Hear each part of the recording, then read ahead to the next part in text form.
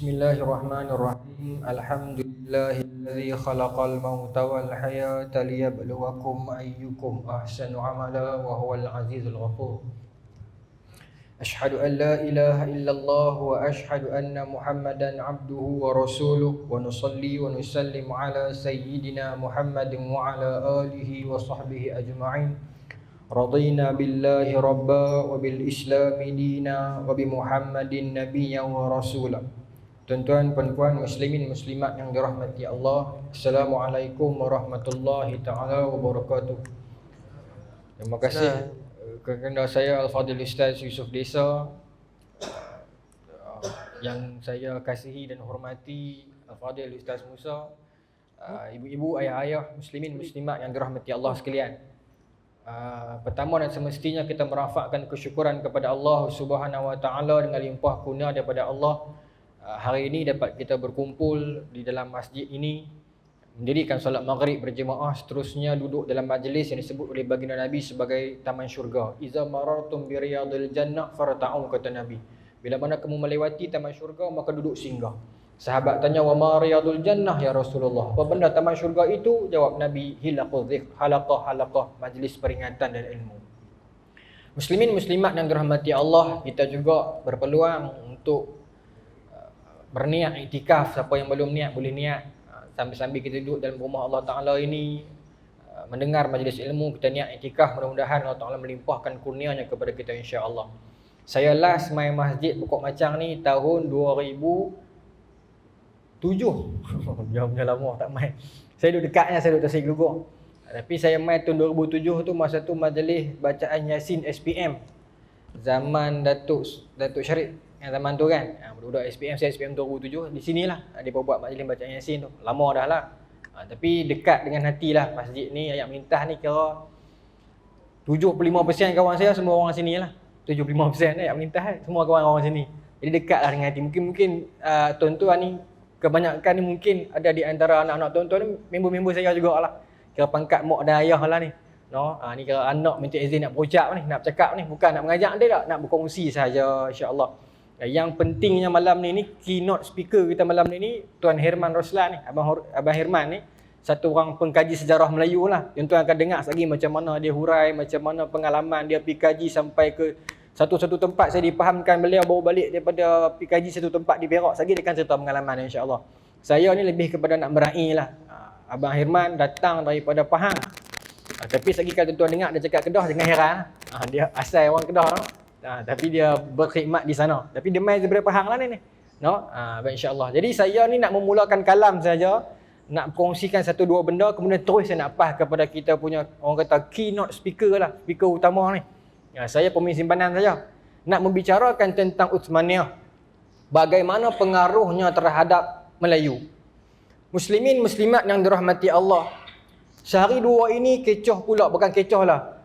Dibincangkan pula tentang Uthmaniyah. Bila mana kerajaan Turki mewartakan Hagia Sophia itu sebagai masjid semula, maka dia menimbulkan pelbagai reaksi. Ada yang menyokongnya, ada yang menentangnya. Saya bukan orang yang paling layak untuk mengatakan yang mana betul, yang mana salah. Tetapi kalau kita lihat dalam satu dokumentari, satu orang kementerian di Turki menunjukkan dokumen Sultan Muhammad Al-Fatih ketika mana dia membeli semula bangunan itu. Memang asalnya Hagia Sophia ni, sejarah dia bermula cukup lama. Sejarah dia di zaman Kristian dulu lagi, zaman Byzantine lagi. Ketika mana memang didirikan gereja dan dia telah dibakar musnah. Kemudian dibangunkan pula sebagai gereja pula. Sampailah tahun 1453, Sultan Muhammad Al-Fatih dengan menggunakan duit dia sendiri, bukan peruntukan kerajaan, untuk membeli bangunan itu dan kawasan itu untuk dijadikan masjid. 1453. Kemudian pada zaman Atatürk, mereka menukarkan kepada muzium. Lama lah jadi muzium tu. Sampailah tahun 2020, Alhamdulillah, hikmah di sebalik musibah lah kata Covid dan sebagainya ini, kembali bertukar kepada masjid. Di sudut fiqahnya tuan-tuan pun lebih arif lah.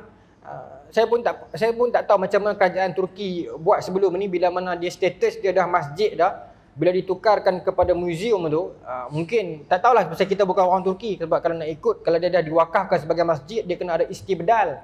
Bila digantikan ke tempat lain, bila dijadikan muzium, kena ganti tempat lain pula. Macam Komtar dengan sekolah Al-Masyar tu, tuan-tuan tahu sejarah kan.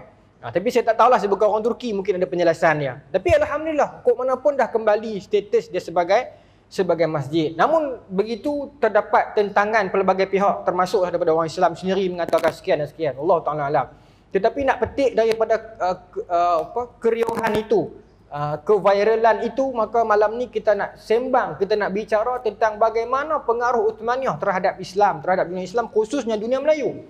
Kita telah mendengar tentang pemerintahan Khulafa' Ar-Rasyidin, kemudian disambung oleh Umayyah, kemudian Abbasiyah. Di dalam kawasan itu, di dalam era itu terdapat bani-bani yang muncul seumpama Saljuk, Mamluk, Fatimiyah, sempat sebentar kerajaan Syiah Qaramitah yang curi Bahajarul Aswad tu. Kemudian sambung pula beberapa buah kerajaan kecil yang akhirnya naik Uthmaniyah yang memerintah 1/3 lebih dunia selama 600 tahun lebih, yang akhirnya jatuh khilafah itu pada tahun 1924. Namun Sultan Abdul Hamid kedua diturunkan awal lagi. Tak silap saya 1908 ataupun 1908. Tapi 1924 musnah terus khilafah Uthmaniyah. Hasil gerakan-gerakan pakatan Yahudi, dan juga tak boleh nafi ada juga pengkhianatan dan pembelatan daripada orang Islam. Tetapi tuan-tuan, dalam tempoh itu apakah peranan Uthmaniyah terhadap dunia Islam? Itu yang kita nak bincang tu. Sebab orang kata British mai tanah Melayu, dia tinggalkan juga oleh Penang Free School, MCKK. Jepun tak tahu dia tinggal apa. Slipper kot. Adalah mana setiap penjajah itu dia tinggal ada kesan. Tapi kalau kita kata Uthmaniyah ini ada benda, ada hubungan dengan kerajaan Melayu, apa yang dia tinggalkan? Apa bukti Uthmaniyah ada hubungan dengan dunia Melayu? Sebab tak ada benda apa pun kita jumpa. Setengah di antara orang yang dia membaca, dia akan kata tak ada kenang-mena sebab Uthmaniyah tidak ada kesan tinggalan langsung, dia kata. Tetapi tuan-tuan, British masuk ke China, dia keluar di China masih ada tembok besar China. British masuk ke India, dia keluar daripada India masih ada Taj Mahal. Tetapi mereka masuk ke tanah Melayu, mereka keluar daripada tanah Melayu tak tinggal apa pun di kota Melaka itu. Rapat mereka tarah.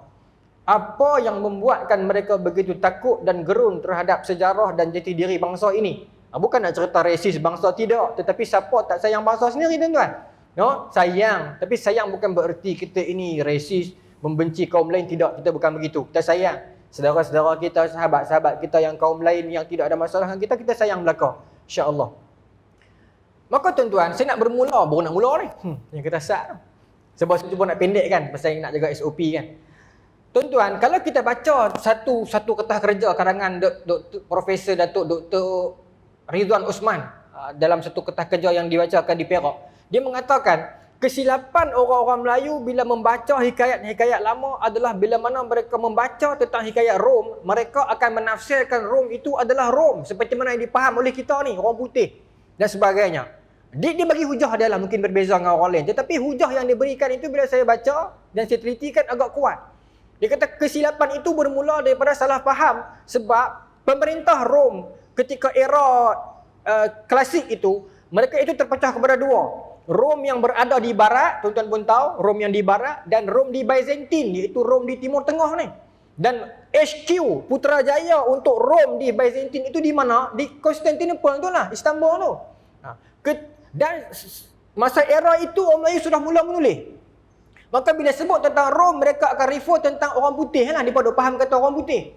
Namun setelah 1453, bila mana Constantinople dibebaskan oleh Sultan Muhammad Al-Fatih, bila mana karya itu terus ditulis Rom, sebenarnya penulis bukan merujuk kepada orang putih, tetapi merujuk kepada Uthmaniyah. Jadi pengaruh Uthmaniyah di dalam kerajaan Melayu begitu besar. Bahkan kalau kita baca dalam satu kertas kerja karangan Allah SWT Muhammad, satu orang perempuan tu, Hawa Saleh apa nama dia, dia menceritakan bagaimana ini kajian dia mengatakan hikayat Merong Mahawangsa yang menceritakan tentang Kesultanan Rom yang nak menikah dengan puteri Cina itu berkaitan dengan Kesultanan Uthmaniyah. Sebab itu dia ada pengaruh-pengaruh Islam yang mana lagi borong tu jumpa Nabi Sulaiman, kemudian nak bagi tak menikah pula puteri Cina dengan anak Raja Rom itu. Sedangkan Rom yang dimaksudkan itu adalah Rom Uthmaniyah, bukan Rom yang kita faham kata orang putih tu. Sebab itulah mereka bernikah dan sebagainya. Kalau ikut dalam hikayat itu lagi panjang cerita dia. Puteri itu dicolek oleh burung Garuda kan. Disembunyikan di Pulau Langkawi. Kemudian akhirnya mereka menikah di sana dekat gua cerita nama gua tu. Panjanglah cerita hikayat tu. Sebab menurut pengarang ada pengkaji ini, latar itu dalam 1800 hingga 1820. Baik, yang pertama. Yang keduanya, bila kita faham macam tu, kita baru tahu, bila kita dah faham ada sebahagian Rom yang merujuk kepada Uthmaniyah, maka di situ timbul para ahli sejarah yang mengatakan kalau demikian, kemungkinan besar bila kita mengatakan Kesultanan Melayu ini datang daripada Empayar Rom, merujuk kepada bukan Rom orang putih, tetapi Rom Uthmaniyah itu, Kesultanan itu. Kerana itu sampai hari ini kita menggalas nama Sultan. Ini istilah Sultan, ini istilah Turki. Bukan istilah kita. Ya, raja semua ni istilah India lama. Tetapi istilah Sultan, istilah Turki. Kita memakainya. Maka itu pun telah menjadi tanda betapa pengaruhnya Turki itu kepada kita. Baik. Saya nak baca satu hikayat, saya tak ingat panjang. Saya nak petik satu rangkap ya. Saya dan cantik di sini tadi. Hikayat tentang Rom, tentang raja-raja Rom ni, tetapi dalam bahasa Melayu. Tuan-tuan tengok macam mana dihuraikan tentang kerajaan Rom. Saya baca sikit lah. Adapun negeri Rom itu besar. Bermula masjid dalam negeri setambul itu selaksa 862 butir banyaknya. Tu dia. Laksa pun naik. Laksa ni maknanya dalam bahasa Melayu kuno bermaksud 10,000. Bermaksud masjid dalam negeri Rom itu 10,862 butir banyaknya. Kalau Rom itu merujuk kepada negara orang putih, mana mungkin datang masjid sampai 10,000? Maka ini menjadi hujah kepada ahli sejarah mengatakan Rom yang direfer oleh penulis dulu itu adalah Uthmaniyah yang mereka salah faham. Byzantine itu ketika mana itu Islam dah ambil dah. Mereka duk sangka Rom lagi. Ataupun mereka dah faham Islam dah, cuma duk panggil Rom lagi. Macam tu. No? Baik. Maka tuan-tuan, panjang lagi nah. Dan rumah negeri itu telaga pintu gerbang itu 2 butir di dalam dan luar, dan di balai derma pun demikian juga. Ni panjang cerita ni, dia cerita pasal satu-satu pintu dan sempadan negeri itu. Tapi saya nak bagi kita bukti yang kata masjid tadi tu. Sampai 10,280 buah masjid. Kalau dikatakan Rom itu adalah orang putih, di situ ada persoalannya. Kemudian, ketika mana membicarakan tentang hikayat Hang Tuah. Kalau tuan-tuan baca hikayat Hang Tuah, di sana ada cerita Hang Tuah pernah pergi ke Rom, menghadap Raja Rom nak minta beli senjata. Tetapi kalau tuan-tuan baca hikayat itu, sampai sekarang tuan-tuan boleh beli dapat. Dia kata Hang Tuah jumpa dengan Sultan Rom ketika itu. Sultan Rom masa tu nama dia Sultan Murtada Alauddin Shah. Main mana orang putih nama lagu tu? Kan? Bila kita kaji balik, para pengkaji hikayat Rom ini, antaranya nama apa? Kasim Ahmad kan, mengatakan dalam era itu lebih kurang 14 lebih. Era itu era sebelum 1453, 1400 lebih, era Sultan Murad. Sultan Murad ini adalah ayah Sultan Muhammad Al-Fatih. Maka bermaksud, kalau benar hikayat ini bermaksud Hang Tuah pernah berurusan dengan Uthmaniyah, khususnya ayah Sultan Muhammad Al-Fatih.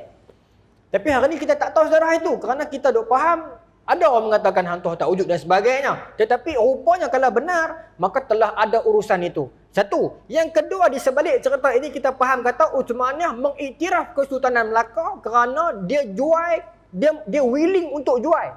Bermaksud kalau orang biasa-biasa nak beli tak jual. Tapi bila dia bagi dan jual senjata itu, bermaksud dia iktiraf kerajaan itu sebagai sebuah kerajaan di bawah dia.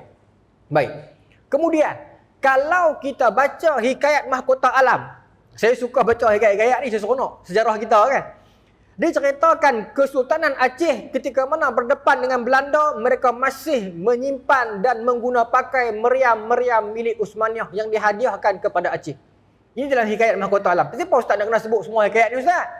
Kok tuan-tuan nak pergi cari beli, baca, silakan. Saya sebut sumber saya. Saya tak mau cerita, tak mau. Biar tuan-tuan dengar sumber saya, tuan-tuan boleh baca sendiri. Kemudian, kalau kita baca dalam hikayat Raja-Raja Aceh, ataupun setengah refer sebagai hikayat Aceh, menceritakan ketika mana Sultan Rom ataupun Raja Rom sakit. Raja Rom satu hari dia sakit. Dia sakit, kemudian dia pergi berubat merata dah. Tak ada ubat sampai satu orang disebut sebagai tabib ataupun doktor ini memberitahu, sakit tuanku cuma boleh diubati dengan 2 jenis penawar. Iaitu salilatul tura dengan salilatul kafur. Bahasa Arab lah, bahasa Melayu dia minyak tanah dengan minyak kepak baruih. Saya pun tak tahu minyak kepak baruih ke mana, tapi minyak tanah kita tahu lah. Dan yang kafur barus itu cuma terdapat di Kepulauan Melayu. Maka ketika itulah dihantar utusan untuk cari benda ini, alat ini sampai ke Kepulauan Melayu.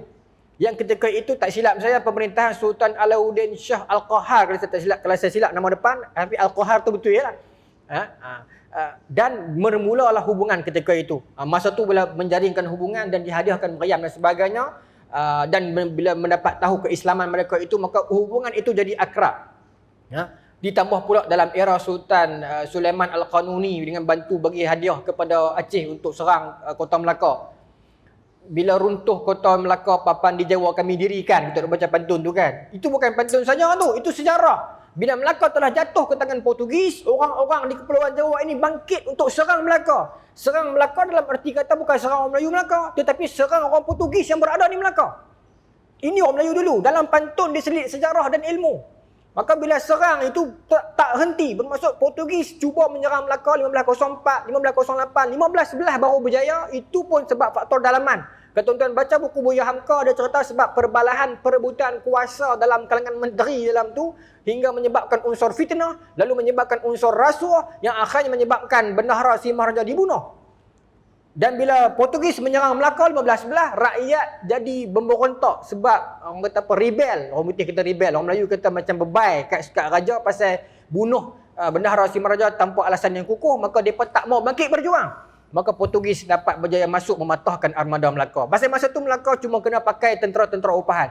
Sebelum itu 1504, 1508 dengan mudah Melaka dapat mengusir Portugis.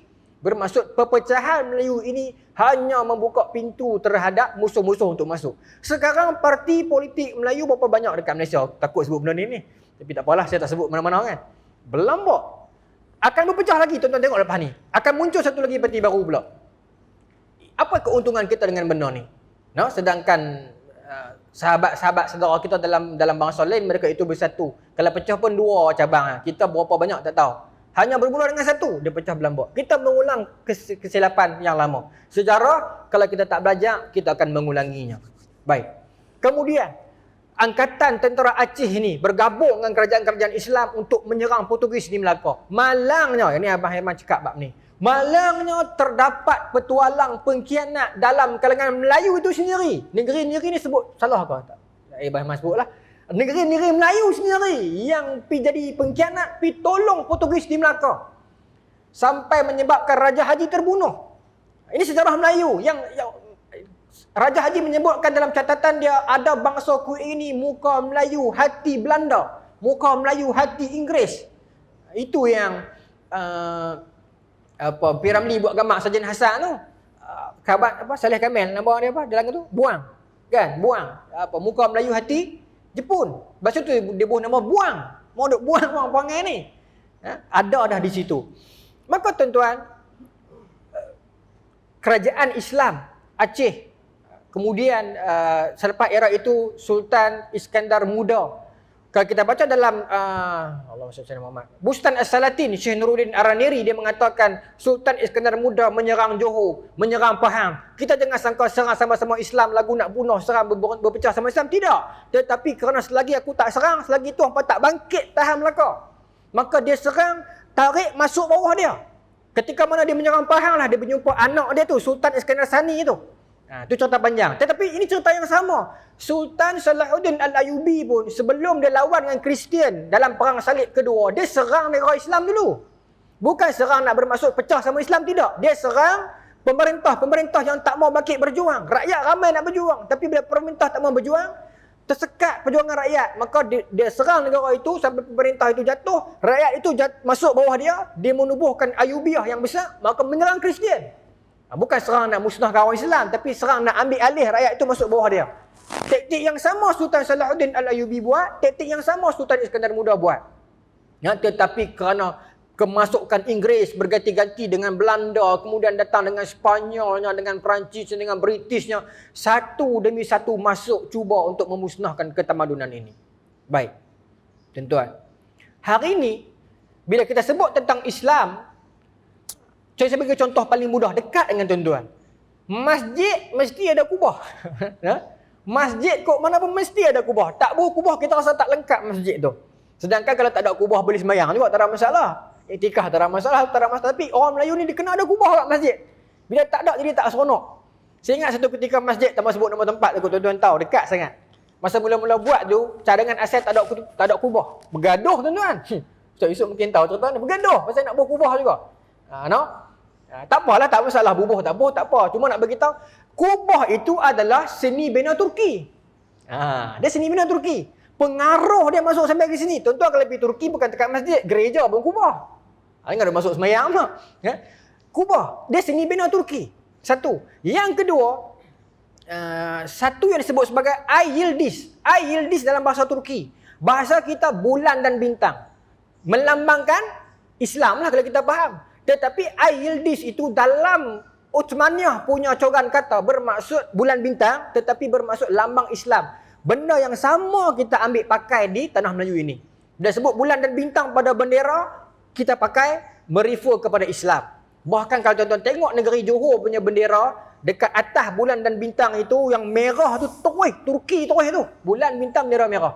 Cuma yang tu ada pengaruh Sultan Muhammad Bakar yang lebih kemudian, zaman Pan-Islamis. Itu saya Abah Iman akan sambung. Baik. Yang kedua. Yang ketiganya tuan-tuan, satu benda yang disebut sebagai fez. Fez ini tuan-tuan pakai selalu. Fez ini dipakai oleh rakyat India yang peluk Islam dalam tahun 1857 bila kejatuhan dinasti Mughal. Mereka nak bernaung di bawah siapa masa tu? Mereka mengharapkan bantuan Turki. Maka untuk membezakan orang yang nak Turki dengan orang yang tak mau Turki Uthmaniyah, maka yang mahukan kepimpinan Uthmaniyah untuk datang membela orang Islam di India, mereka memakai fez. F-E-Z, saya tak tahu bunyi dia fez ke fiz, tapi F-E-Z ejaan dia. Fez tu apa Ustaz? Songkok yang tuan-tuan nak pakai tu. Itu fez. Sampai hari ni kita pakai malah dijadikan kebudayaan kita. Itu asalnya Turki. Cuma adalah perbezaan bentuk sikit lebih kurang. Baik. Dan akhirnya tuan-tuan, bermula dalam polemik penghujung era Arab mula nak berpecah, nak keluar daripada Uthmaniyah. Saya nak pergi ke situ, saya nak tutup moyang tu. Maka datanglah geng-geng British untuk menghasut seperti Lawrence of Arabia dan sebagainya, dan gerakan Muhammad bin Abdul Wahab daripada dalam, tak boleh nak nafikan Syarif Hussein, Syarif Ghalib, Muhammad As-Sa'ud, yang akhirnya menyebabkan terkeluar Jaziratul Arab daripada Turki, melemahkan Turki. Sebelum itu kita kena awal lagi 1824, Inggeris Belanda. Nak beritahu, nak melemahkan Turki daripada dalam, kena tackle hak luar-luar ni dulu, bagi terendah buang, baru senang nak musnahkan daripada dalam. Seringkahnya di penghujung era Turki itu, dipenuhi oleh orang-orang yang berpemikiran sekular. Kaum ketika itu yang berfikiran liberal sekular. Ini diterjemahkan oleh Allahyarham Tan Sri P. Ramlee dalam filem beliau Tiga Abdul. Sikit ya, bila Tan Sri P. Ramlee buat gambar tu, dia gambarkan suasana itu dipenuhi oleh bangunan-bangunan yang berkubah. Kebetulan ke? Iskandar. Kebetulan ke? Adakah kena mengenal dengan Istanbul ataupun tidak? Dua. Bukan kebetulan Ustaz. Nama yang kaya tu Ismet Ulam Raja. Ismet dia tuan-tuan tahu, Ismet tu nama Turki ya. Kalau nak kata kebetulan mungkin satu dua benda, tapi kalau semua benda tally, adakah itu kebetulan atau memang Tan Sri P. Ramlee Allahyarham nak bagi mesej kepada kita? Tetapi mesej latar yang cuba disampaikan oleh Allahyarham dalam filem itu adalah plot dia era hujung Turki. Sebab apa? Dia gambarkan ketika itu Ismet yang sangat penat. Ini tuan-tuan pun tahu sejarah ni. Yang dipenuhi, sebab tu telefon tak berhentikan. Beritahu Ismet punya. Ismet kan. Beritahu sibuknya Uthmaniyah masa tu kaya. Tetapi masa tu anak-anak dia ni tunggu masa yang nak ngempas harta dia ni. Datanglah Sadiq Segaraga dan sebagainya nak merosak kena. Tapi saya tak mau pergi sejauh tu. Saya nak pergi sikit ni. Masa dua scene ni saya nak share. Dua scene ni, dua babak ya. Satu, masa anak Sadiq Segaraga main rumah yang ada jadam yang jaga dekat pintu kan. Nama apa? Abang nama orang Sadiq Segaraga. Tak ada dalam list. Tadi petang abang tak mau main. Dia suruh duit kan. Dia suruh duit baru panggil nama. Hamidah, Khasidah, jalan dah kita tu kan. Dia nak beritahu rasuh dah berleluasa dalam Uthmaniyah masa tu. Dia bawa duit dalam bukit tu. Satu. Yang kedua, bila yang atas Abdul Wahab salam, okey. Mai Abdul Wahab dia tak mau salam. Tu ingat tak scene tu? Dia tak mau salam dengan Seniwati Allahumma salli alaihi wasallam. Apa nama dia? Sarimo. Hebat dia sekarang. Alim dia kan sekarang. Dia tak mau salam kan? Sebab dia nak mempertahankan Uthmaniyah punya keislaman tu. Tetapi apa kata Ismail Ulam Raja? Ini bukan negeri Jepun, nak pakai tunduk-tunduk. Mesti salam. Nampak? Nak beritahu dah masuk dah unsur liberal sekular masa tu. Islam, salam tak ada masalah. Ini bukan negeri Jepun nak tunduk-tunduk. Salam. Yang ketiga, pemakaian masa tu tuan-tuan tengok dan sambutan hari jadi Ismail Ulam Raja, apa dia buat? Bakar pula dah. Potong gate. Itu nak beritahu unsur barat telah masuk, pemodenan, pembudayaan barat telah masuk ke dalam Turki, penghujung era Uthmaniyah. Sebab tu bila dia potong kek, dia berkata Allah selamatkan kamu. Dia perlu sangka hak tu boleh menjadi penyelamat Turki dalam berdepan krisis era hujung Perang Dunia Pertama tu. Tetapi akhirnya rupanya perkara itulah yang meranakkan Turki. Sebelum nak keperanaban tu, betul tak bahasa saya ni? Sebelum nak ranak tu, Sultan Abdul Hamid kedua boleh hidup dah. Perangai-perangai menteri-menteri dia ni yang duk nampak barat sangat ni. Maka ketika itulah dia menggagaskan pan-Islamism.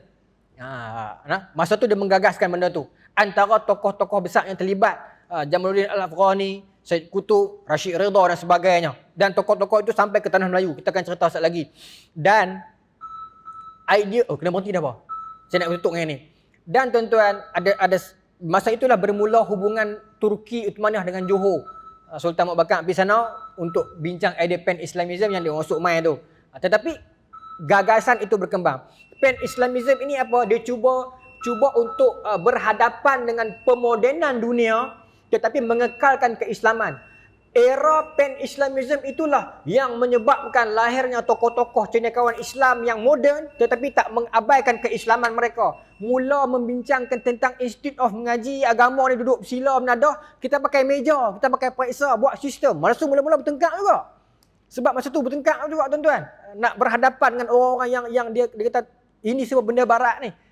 Tapi akhirnya alhamdulillah datanglah tokoh-tokoh semisal Imam Hasan Al-Banna yang mengatakan perlunya ada parti Islam. Kalau tidak kita nak bertempur macam mana dengan musuh yang sudah terima idea demokrasi. Baru ni Ikhwanul Muslimin 1928.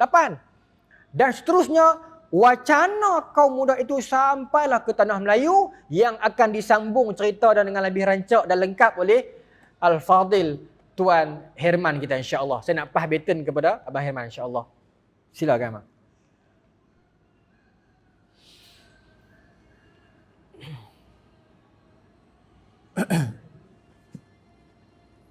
Bismillahirrahmanirrahim. Assalamualaikum warahmatullahi taala wabarakatuh. Pertama sekali saya ucapkan terima kasih kepada Ustaz Yusof Desa kerana mengaturkan program pada malam ni. Terima kasih juga kepada Tuan Imam serta Syed Usaha Syed Samajid kerana sudi menerima kami berdua ni yang ilmu ni tak tahu mana pun. Terima kasih banyak. Dan terima kasih kepada hadirin dan hadirat kerana hadirlah pada malam ni. Jadi asal cerita dia, tajuk yang kami bincang ni, kami melawak je di Facebook. Lepas tu kami tag Ustaz. Ustaz kita buat sekali Ustaz, tajuk Turki Uthmaniyah pernah menyambut Hagia Sophia tu lah. Jadi kita ambil peluang sikit, kita nak rongkai lah. Sebab tajuk ni, Turki Uthmaniyah ni tajuk yang diminati ramai. Tapi biasanya berpaksikan kepada kisah Sultan Muhammad Al-Fatih. Tapi Sultan-Sultan lain, Sultan Murad ke apa semua ni jarang orang sebut. Begitu juga dengan pan-Islamism yang biasanya dikaitkan dengan kaum muda dan kaum tua, di mana kaum muda ni dikatakan sebagai orang Salafi yang sangat dekat dengan Wahabi lah. Okey. Jadi tadi Ustaz cerita panjang dah. Cuma saya nak tambah sikit-sikit je. Yang pertama daripada guru saya lah. Daripada guru saya Ustaz Amzari bin Halim, daripada guru dia Syekh Abdul Rahman, daripada guru dia Syekh Nizam Al-Haqqani, menceritakan tentang macam mana wujudnya hubungan di antara Turki Uthmaniyah ni dengan kerajaan-kerajaan Melayu lah. Katanya di pada satu hari nanti akan berlaku satu kebangkitan lah, bermulanya dengan Hagia Sophia ni. dan tanda kebangkitan tu dah bermula lah. Ya. Okey. Jadi Ustaz dah sebut saya Melaka. Cuma bab Melaka ni yang saya duk geram lah kalau pekaji sirah Melayu ni, cerita pasal mendam berahi. Kalau biasa duk baca paper depa duk tulis kapal apa hang tuah ni buat pada dayung.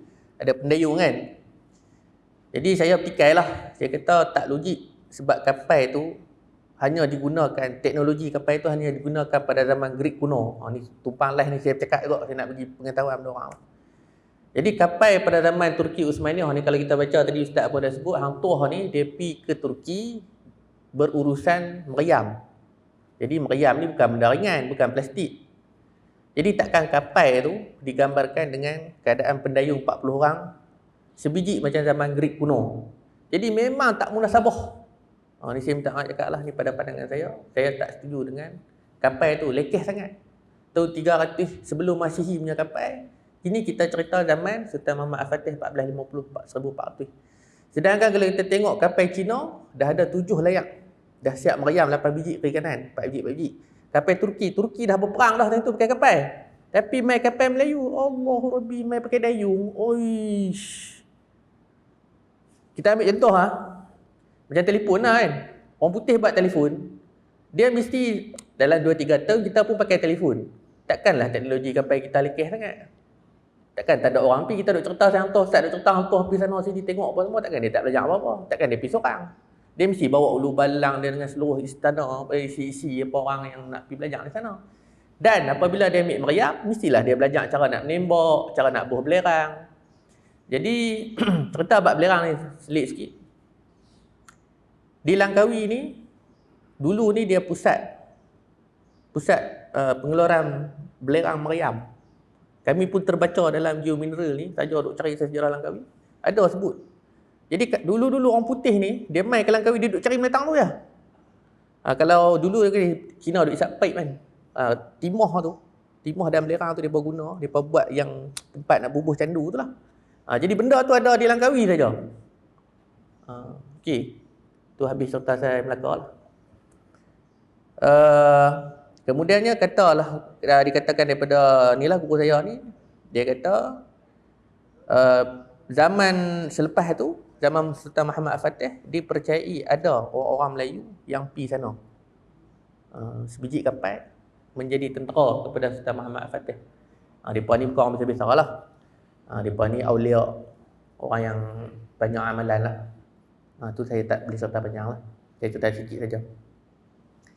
Kemudiannya dipendekkan cerita. Pada zaman, menurut cerita dia juga, masa zaman Lawrence of Arabia, masa tu dia kata menurut guru dia, masa tu Mekah tutup. Masa duk berlaku rampasan kuasa di Saudi ni, Mekah tutup, orang semua tak boleh masuk. Jadi 10 ulama daripada tanah Jawa ni pergi ke sana, jumpa dengan Raja King Faizal ni, King Abdul Aziz lah, Faizal. Pergi cakap, lah ni buka balik lah. Nak cerita kata hebat kita orang Melayu ni. Dan King Aziz ni kata, orang-orang ni yang main ni kecil-kecil lah. Tapi kecil-kecil bukan kecil saja. Bukan sebarang orang yang kecil-kecil lah, kecil-kecil cili padi lah tu. Jadi dia kata tu lah, guru saya kata, orang Melayu ni jangan nak buat pasal. Kita ni walaupun kita tunduk, tapi kalau tak kena raya, kita menyengah. Dia kata guru saya lah. Okey, jadi saya nak masuk ke zaman kaum muda. Cerita pasal kaum muda ni, saya tak mau cerita tentang perdebatan mereka berkenaan dengan agama. Ni kita bagi orang agama buat lah. Hukum ke macam mana, Allah lah. Saya nak cerita tentang apa yang mereka nak bawa sebenarnya. Sebab tahun 4 saya ada belajar paper, saya ada ambil paper pasal ni. Jadi kami diberi tugas lah untuk cari apakah kebaikan-kebaikan dibawa oleh kaum muda. Okay, kaum tua ni dia berpegang kepada agama lah, dan biasanya disebut sebagai golongan konservatif, golongan yang memegang amalan-amalan yang telah ada, tradisi. Jadi kadang-kadang di alam Melayu tu, bila sampai ke alam Melayu ni, dia bercampur dengan perkara-perkara yang tak ada dalam agama lah. Benda-benda tu hukum ni kita tak apalah, benda lebih kurang macam tu lah. Jadi walaupun ada perdebatan di antara kaum muda dengan kaum tua ni, tapi apa yang mereka nak bawa, kalau saya duk baca lah daripada syarah Muhammad Ali Ridha, Syekh Jalaluddin Al-Afghani. Mereka kata Islam ni takkan maju hanya semata-mata agama. Kita memang kita kena percaya Allah Ta'ala kan, tapi kita kena berusaha. Dia kata jatuhnya kita ni, Islam ni, jatuhnya Empire Turki pasal Turki dah tak maju, dah tak ada teknologi terbaru. Sedangkan orang kafir ni dia duk main dengan teknologi baru. Kan kita Islam ni sampai zaman Sultan Mahmud Fatih lah, dengan keluar meriam sekuti punya besar tu, orang satu dunia terkejut. Habis sampai dia wafat, habis. Tak ada lah. Dengan jatuhnya kerajaan Granada di Sepanyol tu, Alhambra kan, bisa dengar kan, Alhambra. Betapa majunya mereka dengan ilmunya dan sebagainya. Tiba-tiba sampai ke zaman tahun 1800 itu, Turki ni dah mula hilang daripada radar walaupun dia masih berkuasa. Tetapi kemajuan dia sebagai ataupun pesaing dia dalam kekuasaan militer. Dia empire, dia kena jadi militer lah. Kuat, tentera dia kuat. Jadi start pada zaman tu, keupayaan tu dah hilang. Jadi benda ni yang disyarahkan oleh Syekh Jalaluddin Al-Afghani.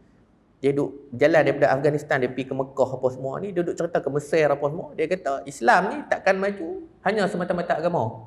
Bukan dia tolak agama, tapi kena faham bahawa kalau tak ada teknologi, kita tak boleh lawan. Lah ni kita duduk cerita Facebook, kita duduk marah Yahudi. Padahal Facebook Yahudi buat. Apa orang Islam buat untuk lawan Facebook? Nak bersaing. Sedangkan orang Islam ni lebih ramai daripada orang bukan Islam. Macam kita duk cerita pasal kemajuan Islam dalam perniagaan. Saya suka duk ceramah, saya duk live, seorang-seorang saya duk beletak, seorang-seorang kata. Kita ni kat Malaysia lebih kurang 32 juta. Orang Melayu ada 18 juta. Saya bagi contoh lah 18 juta. Saya kata sejuta yang berniaga. Daripada 18 juta ni, sejuta orang Melayu berniaga. Ada 17 juta baki ni. 17 juta ni bagi seorang ringgit kepada 1 juta ni, bukankah kita akan ada 1 juta orang Melayu yang kaya? Tapi apa orang Islam, orang Melayu buat? Bebas. Benda ni yang dibawa oleh kaum muda. Daripada pandangan dia bukan pada sudut agama, saya tak mau bahas agama. Tapi benda inilah yang dibawa. Benarnya nak mempentingkan masyarakat bahawa kalau kita tidak bersaing dalam hal-hal dunia, maka kita ketinggalan. Redha kena redha, betul kita kena cari redha Allah. Betul kita kena zuhud, kita kena berserah pada Allah Ta'ala. Tapi bukankah kita dianjurkan supaya berusaha? Benda inilah yang ditekankan oleh kaum muda, oleh Syekh Al-Hadi dalam majalah Guru 1935. Kemudiannya diterbitkan di dalam buku Progresif Melayu oleh A. Talib Ahmad, buku kulit warna hijau tu. Boleh bacalah kumpulan penulisan Syekh Al-Hadi ni, orang Pulau Pinang dia pun. Dia kata hari ini kita duduk di Kalang Street di Singapura. Apabila masuknya Cina, tanah-tanah ni jadi mahal. Pasal mereka duduk dalam bersaing. Cina duduk penik-penik negara. Sekarang kita dah pindah ke Victorian Street. Victorian Street ni belakang pulau. Adakah satu hari nanti kita akan pindah ke Papua New Guinea? Ni cerita tahun 35. Lepas 50 tahun, tahun 85, mana pergi orang Melayu Singapura? Ni persoalan yang kita kena duk fikir ni. Agama-agama lah. Tapi hak dunia ni kena fikir sama. Pasal hak dunia ni kita nak tinggal untuk generasi kita, anak-anak kita.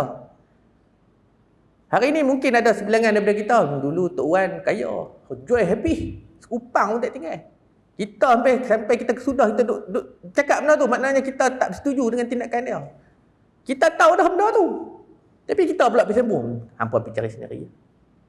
Untuk apa faedah dia untuk agama? Apa faedah dia untuk bangsa kalau kita buat lagu tu? Dengan sangkaan kita bahawa peta atas dunia ni tak bagi manfaat atas kita. Pasal apa tak bagi manfaat? Mestilah bagi manfaat. Kemajuan teknologi, ilmu apa semua tu pun bagi manfaat kepada kita, bukan kepada kita saja, tetapi kepada semua generasi sampai hari kiamat. Ni benda-benda ni lah yang selalu disebut oleh kaum muda lah di alam Melayu ni lah. Dan kalau kita baca Muhammad Ali Ridha, orang Mesir, dia kata pasal Universiti Al-Azhar. Dia kata Universiti Al-Azhar ni adalah tempat orang belajar agama. Tapi pada ketika itu, ulama'-ulama' ni terlalu konservatif. Terlalu berpegang kepada ajaran, benda ni tak boleh. Tak mau ada perubahan langsung. Kata AA lah. Kalau orang Kristian kata ortodok lah, Kristian ortodok kan. Dia kata, dia pegang hak tu je. Apa-apa perubahan kita tak payah, kita redha je dengan Allah Ta'ala, kita biar. Jadi Muhammad Ali Ridha kata, macam mana kita nak lawan British sedangkan British sudah menjadi penguasa di Mesir? Takkan kita nak tengok saja. Tapi British ni dia pandai. Orang putih ni, contoh jalan Melayu, selalu duduk ceramah. Tahun 1600, biasa dengar kan syarikat India Timur Inggeris. 1600 syarikat itu ditubuhkan dengan piagam daripada Ratu England. Tapi orang putih ni, Alexander Hamilton, dah sampai ke alam Melayu ni tahun 1580. Dia main jadi spy. Dia main tengok negeri Melayu.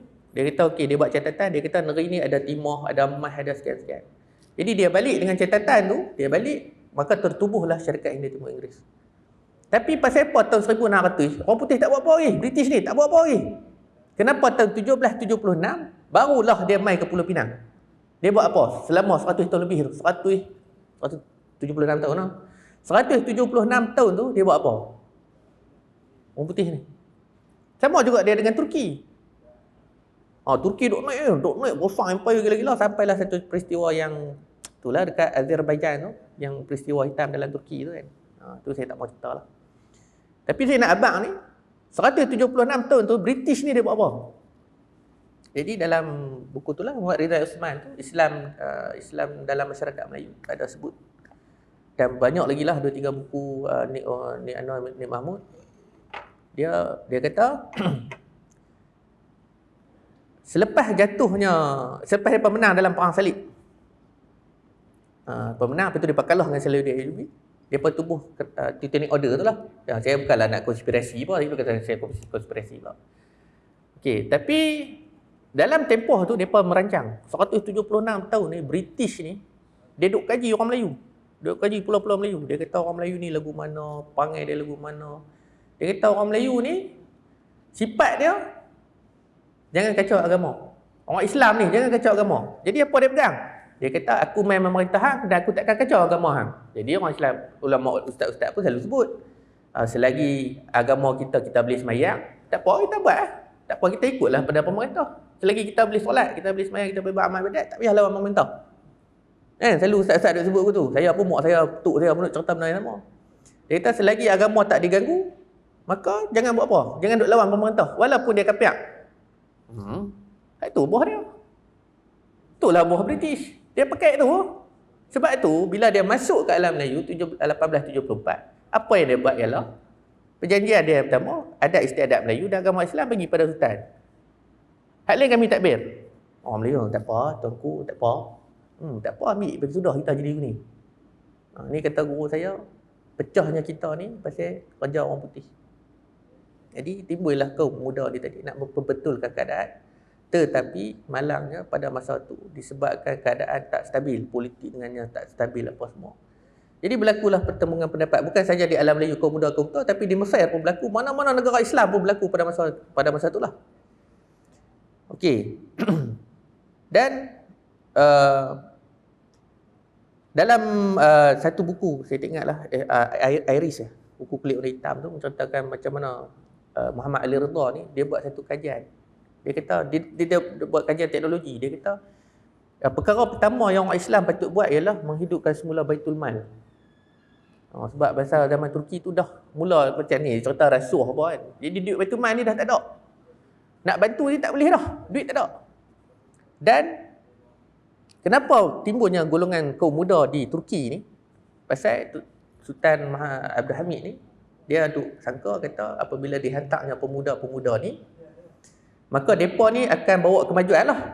Biasalah kita hantar pelajar pergi Mesir, orang mereka pun bawa balik, oh ni cerita Mesir lagu ni. Kita buat hantar pergi Jordan. Oh ini kemajuan Jordan kita nak buat di Malaysia. Sama juga keadaan pada masa tu. Tapi apa akan daya, mereka ni rupa-rupanya belot. Kalau baca dalam buku Nik Anwar Nik Mahmud yang kulit warna hitam orang tu, Kerajaan Uthmaniyah, dia ada sebut cerita pasal ni lah. Dia kata apabila mereka ni pemuda-pemuda dia hantar ke barat, mereka kejutan budaya. Tadi duk cerita saya sekitar bola mereka. Pasal di negara Islam, mana boleh duk nampak semua kan. Tiba-tiba pergi sana, jam. Main pakai skirt rambut belah kan. Kau tanya saya pun jam juga kan. So mereka pun jam kat sana, mereka balik. Dan larilah matlamat tu. Maka pakatan mereka yang kaum muda ni duk pakat-pakat masuknya dengan British, dengan Yahudi apa semua. Ada cerita banyak Yahudi tu. Dan ada dikatakan, ada pendapat lah yang mengatakan bahawa apa nama ni, At-Tartuk tu orang dia Yahudi. Ada pendapat mengatakan macam itulah, dia pun Yahudi yang menyamar. Jadi jatuhlah kerajaan Turki Uthmaniyah. So apa jadi di alam Melayu pada tahun 1921, dihantarlah Syekh Daud Al-Fatani, Syekh Ahmad Al-Fatani. Fatani dulu, Daud dulu. Ahmad dulu. Jadi Syekh Ahmad Fatani ni dilantik sebagai ketua ulama mewakili kerajaan Turki di alam Melayu. Tapi siapa pun tak kaji macam dia. Tak tahu orang kaji kitab dia lah. Kitab dia orang kaji lah. Tapi peranan dia sebagai ketua ataupun wakil kepada kerajaan Turki tu tak ada siapa buat. Habis aku tu jarah kita. Tapi saya haraplah dengan ada Alhamdulillah ni, saya harap semoga satu hari nanti ada orang yang akan mengkaji peranan dia. Mungkin saya tak tahu. Kadang-kadang ada orang tesis ditulis tentang peranan-peranan ni tapi tak timbul, tak dipopularkan, maka kita pun tak tahu apa. Ramai kawan-kawan saya yang kaji di Turki ni. Tapi itulah dia jadi macam dia ada batas ataupun dia ada gap di antara Islam dengan Islam Turki tu dengan kita British. Sebab kita ni pro pada British. Okey. Jadi cerita Syekh Tahir Jalaluddin, orang Pulau Pinang tu lah. Syekh Tahir Jalaluddin. Saya ada kitab dia, kitab Algebra. Tokoh Algebra Melayu. Paling cerdik. Tapi apa mana cerita dia? Ada orang cerita tak ada? Tak ada. Ada orang cerita tak ada. Dia buat tu ilmu apa? Kaji bintang. Ilmu falak. Cerita dah. Kat Pulau Pinang kan? Orang Pulau Pinang kan? Tak ada. Jadi ulama-ulama kita ni, orang ilmuwan kita ni tenggelam lagu tu saja. Pasal kita duk pegang, tak apalah ni. Depa dah mati dah. Ilmu depa tu biar pi bersama dengan depa. Kita pegang agama yang ada, kita ikut syariat yang ada. Ustaz-ustaz kata lagu ni. Kita kena mengaji agama saja. Pakat duk mengaji agama lagi kita tolak. Bila tolak, bukanlah kita tolak terus. Tapi kita tidak mengambil berat tentang hal itu tadi, maka menyebabkan orang ulama-ulama kita yang cerdik pandai, dia dah ada pandai dah ni. Kita biar lagu tu saja, lama-lama anak cucu pun tak tahu siapa depa. Tak mengaji tahu, tak mengaji siapa dia ni. Saya ada kitab Algebra. Dan Syekh Tahir Jalaluddin ni memang orang Arab pun kata dia memang sangat pandai lah. Kemudian Zakbar kaum muda. Tapi Zakbar dia pasal masa tu dah tekanan kuat. Jadi Zakbar memilih jalan untuk buat jalan diam lah. Jalan pelan-pelan, ambil jalan lembut. Dia tulislah buku Falsafah Takdir. Dia kata orang Melayu masa zaman tu, bukan takat zaman tu sampai kelar. Apabila dia berusaha sedikit, dia membuat satu pekerjaan. Ya Allah Tuhanku, sesungguhnya aku dah buat dah kerja ni, aku berserahlah kepada kamu. Maka kalau jatuh rezeki kepada aku, jatuhlah. Kalau tak ada, aku redha. Apabila rezeki tu tak jatuh, ni semua takdir. Padahal kerja buat sikit. Lepas tu, Cina kaya. Cina kaya. Tengok Cina buat kerja lagu mana. Kita kerja 4 jam, Cina kerja 8 jam. Lepas tu kita 4 jam ni dia kata, aku pasal tak boleh kaya. Itulah maksud Zakbar dalam falsafah takdir. Dia kata orang Melayu ni, usahanya sedikit, suka menyalahkan takdir. Tapi tidakkah mereka sedar bahawa apabila mereka menyalahkan takdir, maknanya mereka menyalahkan Allah Ta'ala. Allah Ta'ala yang menentukan takdir. Apabila kamu berusaha bersungguh-sungguh, maka takdir itu akan berubah atas usaha kamu. Saya tak maulah cara agama, jadi ustaz pula. Tapi lebih kurang lagu ni lah, kata Zakbar. Kemudiannya Hamka pun sama, orang yang ada pendapat mengatakan bahawa dia orang Salafi lah. Maknanya Salafi ni kaum muda lah. Dan sebab tu kalau kita baca buku-buku tulisan Hamka ni, dia banyak cerita pasal manusia. Panggil manusia, kehidupan manusia, kemiskinan dan sebagainya. Dan dia ada satu di lembah kehidupan, aku tak salah saya. Dia kata di saat ulama ni zaman tu ke zaman law. Dia kata di zaman tu, dia kata zaman Turki Uthmaniyah lah. Dia kata di saat rakyat biasa ni susah menderita, orang-orang beragama ini, autoriti ni tak peduli, tak ambil tahu pasal nak membantulah, tak ada usaha nak membantu. Tu bukan macam law kita ada macam-macam kan, macam usah-usuk duk usaha buat ni Baitul Mal, law duk buat projek apa koperasi apa semua ni, kesedaran tu ada. Dulu mana nak cari bukan ada telefon. Kalau buat pun syarikat Islam sama-sama depa je lah kan, syarikat kecil, koperasi kecil. Tapi zaman lah ni dah ada kesedaran tu mereka buat. Tapi kata hamka, pada zaman tu agama ni kata dipegang oleh ulama yang tak mau nak buat apa. Bukan tak mau buat apa, dia macam takut. Takut. Benda-benda macam inilah yang menyebabkan mereka ini akhirnya dikatakan nak mengajak agama lah, nak mengajak kami orang tua ni percaya agama. Kami makan geram dulu daripada hang nak ajak kami percaya agama. Tapi maksud depa tu kami bukan nak mempertikaikan hukum hakam, tetapi nak bagi kesedaran tentang pentingnya kemajuan. Contoh, kalau lah tak ada kamera, handphone semua ni, kita duk pakai sistem lama, agak-agak ilmu tu tersebar tak? Kalau kita duk pakai teknologi Tok Wan lah, macam Tok Wan saya kan. Ustaz pergi ceramah, tak ada apa ni. Adakah ilmu tu akan pergi jauh? Itu maksud mereka lah. Ini cerita yang mereka nak bawa. Jadi, apabila jatuhnya kerajaan Turki Uthmaniyah pada tahun 1924, jadi ni ada satu cerita lah di Perak masa tahun 1918 tu. Masa mereka duk dengar dah kata nak jatuh dah kerajaan Turki Uthmaniyah ni di Perak ni, mereka kibar bendera Turki. Yang cerita di Singapura tu, yang dahagi Singapura tu, tahun 1920 ke apa tu. Mereka pacak dah bendera Turki. Satu tanah liu ni pacak dah. Orang putih main, dia bawa turun habis. Dia kata siapa pacak, dia tangkap. Memang ramai nak tangkap. Cuma tak ada kajian. Rekod ada. Tu kata masalah kita ni, mungkin kita tak ada pendedahan. Setahu saya Turki ni banyak pengaruh dia. Jadi habis. Bila dah habis Turki pun dah jatuh, mereka pun tepuk tangan. Kita tahun 1924, kita duk kalut dengan apa, dan tahun 1930 Great Depression, maknanya ekonomi dunia jatuh. Tahun 1924 duk kalut dengan kemasukan imigran ke tanah Melayu. Masa tu sultan-sultan semua dah tak ada kuasa. Apa yang tinggal ialah baju. Pengaruh baju, serta tadi pengaruh kubah apa. Kalau tengok gambar Ahmad Sultan lama macam Sultan Siak yang mati kena bunuh tu, perasan tak baju dia? Dia macam baju basket macam sebenarnya dia tiru baju tu lah sebenarnya.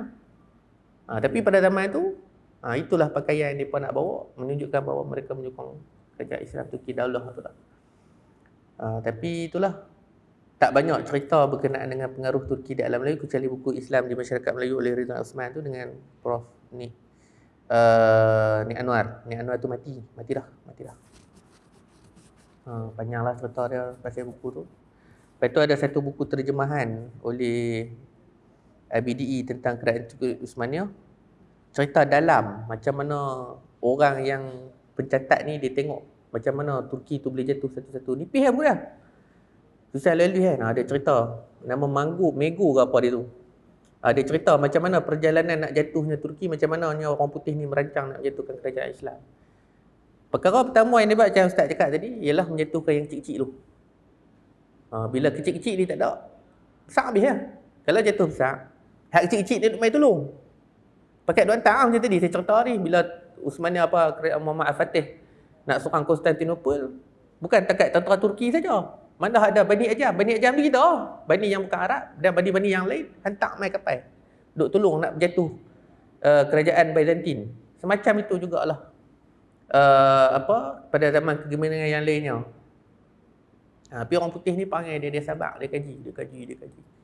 Orang putih orang kafir kan dia dah berjanji, dia kata selagi tak jatuhnya orang Islam, selagi tu kami akan memerangi kamu. Sama ada cara kasar atau cara halus. Kita ni duk ngangur. Baik. Kita duk panggil tu, kita suka duk panggil tu. Kita alpa, kita rasa tak apalah, Allah Taala ada, kita serah pada takdir. Kan? Lepas tu duk buat keluar cerita, sedangkan ahli Badar pakai pelepah tamar kan. Boleh lawan orang musyrik. Kita ni boleh. Dak ni zikir 300,000 cukup Tengok tu dia. Tak cukup 300,000 jangan cembang pelepah tamar. Kan? Pelepah pinang pun belum tentu kan. Allah Alam bisawab. Okey. Jadi apa yang nak dibuat oleh kaum muda ni, saya minta lah pada malam ni.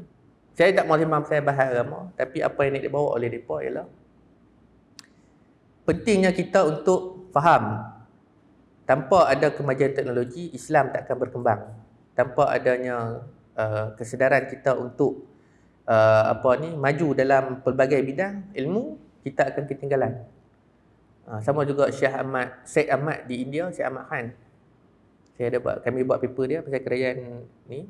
Pasal British masuk ke India tu, dia dah jatuhkan kerajaan Mughal tu habis dah. Jadi orang Islam ni masa tu, misal orang putih duk bawa teknologi ni, duk bawa ilmu vocational. Vocational lah, ilmu sains, ilmu vocational. Orang Islam ni tak mau. Syekh Ahmad Khan ni, dia duk usaha, dia kata orang Islam semua tak mau. Dia kata ni ilmu orang kafir, tak mau. Tolak. Orang Hindu, kenapa Hindu ni dia bijak, dia cerdik? Pasal dia satu agama yang dinamik kepada ilmu. Dia kata agama-agama kami sembah macam biasa, tapi ilmu yang baik kami ambil. Sebab tu di India, universiti pertama di India adalah universiti Hindu. Dia tulis terang-terang universiti Hindu apa lah yang pertama. Pasal dia ambil semua. Dia kata tak apa, ilmu lah. Kalau tengok agama Hindu dengan kitab kaji bintang mereka lagi simpul kan. So di India pun berlaku masalah. Bila mana orang Islam tak mau dengan ilmu, dikatakan ilmu orang kafir lah. Jadi sebab tu Islam di India ni dia ketinggalan. Jangan kata Islam di India, kita sendiri pun kalau kita tengok renung cerita betul-betul, kita pun ketinggalan naknya. Contoh saya bagi contoh. Dalam ilmu politik, menurut politik al-Imam, kajian Abdul Aziz Maktun Ar-Rohra di UM, dia kata orang Melayu ni daripada kesedaran politiknya ketinggalan 30 tahun. Abdul Aziz Maktun kata. Daripada segi ekonominya ketinggalan 40 tahun dengan China. Jauh 40 tahun. Jauh 40 tahun ni. Kan?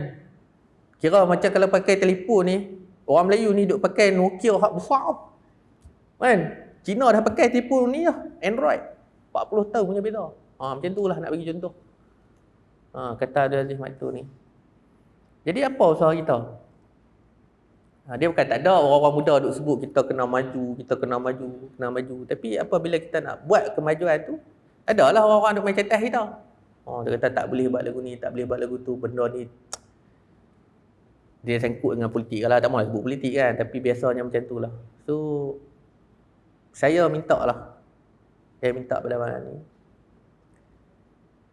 Pernahlah satu orang kata kat saya, dia kata masa hang belum sampai lagi, hang nak cerita saya kemajuan. Hang tunggu masa hang duduk tempat aku ni, hang ceritalah saya kemajuan tu. Yang cerita kat saya ni orang tua lah. Yang duduk cakap kat saya ni. Dia kata Pak Long hidup tahun zaman 80. Pak Long pakai Proton. Zaman saya ni, saya dah pakai Alphard. Beza kot teknologi tu. Takkan saya nak tunggu, saya nak ganti tempat Pak Long ni, saya nak bawa cerita Alphard ni kepada generasi yang mungkin dah pakai kereta terbang. Dia takkan sama. Macam itulah lebih kurang. Jadi kita cakap tu kita belah kan. Betul-betul ni cakap macam-macam support ni orang aja.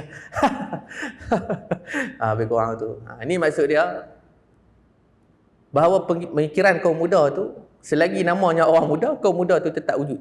Apabila sampainya satu zaman macam saya ni, orang muda lah. Saya, Ustaz Nazri, Ustaz Yusof dan kawan-kawan semua yang muda ni. Dan kita semua pernah muda ni, kita pernah lalu zaman muda tu, kita semua duk semangat nak betulkan bangsa. Tapi bila kita sampai satu tahap, saya kena lepas lah. Dulu saya duk tengok orang tua-tua apa semua, dalam politik terutama. Mereka ni tak mau lepas kuasa. Jadi mereka duk bawa cerita mereka lah, duk bawa nostalgia mereka. Sepatutnya, apabila adanya orang muda, bagilah peluang. Sedangkan Sultan Muhammad Al-Fatih umur 16 kot. Kan? Bukan dia umur 70, dia pergi ambil Konstantinopel. Umur 16. Bapak dia tak boleh ambil, tapi dia tak ada Allah Ta'ala, umur 16 dia ambil. Ada berapa ramai pemuda-pemuda dalam sejarah dunia, macam Romulus yang buka kerajaan Rom. Romulus ni umur 24, buka kerajaan Rom yang pertama, yang masa buka mula-mula. Julius Caesar umur 38, ambil dah Mesir, jumpa Cleopatra. Bukan umur 70 dia pergi jumpa Cleopatra, tapi umur muda. Jadi orang muda ni dia ada tenaga, dia ada semangat visi dan misi dia nak buat. Tapi bukanlah saya kata orang tua ni kita kena tinggal, tak. Kita ambil dia sebagai orang-orang yang berhikmah, orang-orang ada hikmah, orang-orang ada nasihat, orang-orang yang memandang sesuatu keburukan tu dia boleh twist jadi kebaikan, ataupun benda-benda yang baik tu dia boleh tambah baik lagi. Jadi saya serah balik kepada Ustaz untuk penutup. Okey, Allah Alam. Okay, terima kasih atas penerangan dan huraian penceritaan daripada Tuan Herman Roslan sebentar tadi. Kita menyedari realiti sekarang ialah SOP kita kena jaga wala-wala, jadi difahamkan kita tak boleh lama. Sebagai penutupnya tuan-tuan, beginilah.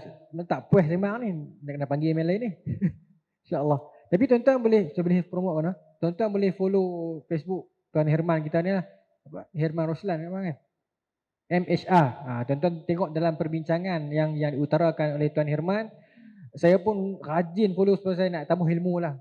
Kajian-kajian besar dia ni orang sejarah, dia pun memang pengkhususan sejarah. Saya bidang lain. Memang kepakaran itu ada pada mereka. Tuan-tuan tengoklah kajian-kajian tentang penemuan ulama-ulama Melayu dulu dan sebagainya. Jadi tuan-tuan, sebagai penutup saya nak pinjam seminit saja kepada tuan-tuan. Kalau kita bertanya kepada diri kita, betul ke kita ni berkaitan sangat dengan Uthmaniyah? Tadi Ustaz sebut tentang Kubah, tentang Songkok, tentang gelaran Sultan. Satu lagi saya nak share, saya baru teringat tadi ni. Zaman dulu ni kita dipenuhi oleh para ulama yang hebat-hebat lah. Sebut nama Tuan Guru Haji Husin, Tuan Kedah Tuan Tulih, Habib Noh, apa nama di Kelantan, Tok Kenali. Kita ada di Kepala Batas Tuan Guru kita yang kita sayang, yang kita sanjung kan, Syekh Abdullah Fahim, dan ramai tokoh-tokoh ulama awliya yang hebat dalam tamadun Melayu, dan Tuan Guru dulu hebatlah. Kemudian tuan-tuan perasan tak, di penghujung era, di awal 1920-an, masa tu keagamaan kita makin longgar. Sampai tu 60-an lah kena mengaku lah. Yang ni saya sembang dengan mak-mak menakan, tok-tok menakan lah. Dia kata kami dulu ni mengaji Kuala Harak. Zaman tu nak tekak gamak pi studio kedai Cina kata. Mengaji Kuala Harak pakai tudung lah. Masuk studio nak ambil gamak, buka belakang tudung. Tapi tak boleh, tak sosial. Cuma zaman tu kesedaran agama kurang. Sebab tu zaman dulu tok-tok yang duk ajak mengaji pun kadang-kadang tak pakai tudung. Pasal zaman tu dia jadi nak main ke era moden dah. Dia tinggal sebentar pakaian agama tu. Sebelumnya bagus. Lepas tu dia masak. Tuan-tuan perasan tak? Ini zaman tuan-tuan bukan zaman saya ni. Tu tak zaman Nabi 60-an dulu, zaman dia jadi semua tinggal agama Ustaz. Semayang semua semayang. Cuma dia sudut pakaian, dia main zaman menari apa yang pusing lantai. Apa nama menari tu yang pusing gerudi lantai sampai dalam tu. Ada apa agogo apa benda lah tu kan. Zaman tu. Ustaz Musa mungkin ingat zaman tu. Zaman tu dia main agama kuat, lepas tu dia main slow Ustaz agama. Tuan-tuan perasan tak zaman tu, zaman orang menasyid pun tak pakai tudung kan. Lepas tu dia main elok balik. Zaman yang dia slow Ustaz tu lah zaman Turki duk jatuh tu. Zaman yang Abang Roslan cerita tadi tu, Abang Herman cerita tadi tu. Abang. Yang cerita tadi tu kata apa? Masuk budaya-budaya luar, elemen-elemen barat masuk ni, kesannya sampai ke tanah Melayu ni. Barulah datang Tuan Guru main lawan balik, buat balik seperti mana yang jadi lagu hari ni. Itu cerita dia. Dan sebagai penutup lagi yang terakhir, tadi Abang Herman kita sebut tentang kekuatan ekonomi orang Melayu Islam di Malaysia. IKEA betul kawan. Tak apa aku sebut nama, tak apa kot, kita tak fitnah lah. Ni cerita betul ya, saya baca soal khabar. IKEA betul kawan, hari pertama dia buka Ustaz, kari pap yang duk dijual tu, kari pap IKEA tu terkenal, sedap lah. Tapi hari pertama dia buka, kari pap dia 23,600 biji sold out. Hari pertama. Cuba tanya ibu-ibu, ayah-ayah kita yang menjaga kari pap di tepi-tepi jalan, nak dapat terjual 23,000 berapa tahun. Yang duk beratok tu orang kita. 19.6 juta orang Islam di Malaysia, tetapi yang kaya bukan orang Islam. Itu yang sebut, mudah-mudahan kita dapat muhasabahkan diri kita. Sekarang stok beras tuan-tuan, kebanyakan kita import. Dulu kebanyakan kita produce sendiri. Lepas tu makin lama, dulu 70% kita sendiri, 30% kita import. Dan nisbah itu semakin lama semakin kurang. Sekarang tak silap saya dekat 60% dah kita import. Yang kita keluar sendiri 40% dah. Pasal banyak tanah-tanah benang kita dah ditambus. Anak-anak cucu bergaduh berebut tanah. Lah nak senang cerita, jual kat ni dan mereka buat kerja, buat tempat mereka lah. Maka sumber pengeluaran kita sendiri, makanan kita sendiri kita tahu keluar. Allah Ta'ala tunjuk sikit je COVID. Bila berlaku COVID, tak boleh berlaku hubungan antara negara, masing-masing tutup pintu. Kita import paling kuat Thailand dengan Vietnam. Mana? Kalau mereka tutup pintu, nak makan apa tuan-tuan? Ustaz, kita ada lagi 40%, benang kita buat. Tunggu lah, sekampit RM100. Bila barang kurang, harga akan naik. Cuba kita nilai. Hari ini semakin lemah, semakin susut sawah padi kita. Pokok-pokok kita habis, makin lemah, makin kurang. Anak cucu kita tak kenal pokok dah tuan-tuan. Tak makan dah, pokok tak kenal dah. Berapa ramai anak cucu tuan-tuan yang pandai korek ni bahasa betul dia apa? Setting motor dengan pandai belah lembu. Motor dia pandai jaga ni. Tapi lembu dia tak boleh jaga. Hilang habis dah kemanusiaan tu. Hilang habis dah. Cari balik, gali balik. Mudah-mudahan satu hari nanti kita akan kuat balik. Wallahu taala alam. Terima kasih banyak-banyak kepada para AJK jawatan kuasa masjid yang sudi menerima kami, dan terima kasih juga saya sebagai wakil daripada penduduk Tasik Gelugok kepada Tuan Herman kita yang sanggup mai daripada Pahang. Kita doakan perjalanan beliau lancar dan mudah insya-Allah, dan mudah-mudahan apa yang kami kongsikan pada malam ini. Satu lagi terima kasih kepada Ustaz Yusof yang sediakan tempat buat kami, yang atok untuk kami, dan mudah-mudahan apa yang kita kongsikan pada malam ini sedikit sebanyak dapat menyuntik kita untuk memastikan jati diri bangsa ini tidak musnah. Sejarah ini kita cinta dan kita baca agar anak cucu kita pada masa depan tak lupa dan tak hilang Melayu daripada diri dan dada dia. Wallahu taala alam. Assalamualaikum warahmatullahi taala wabarakatuh.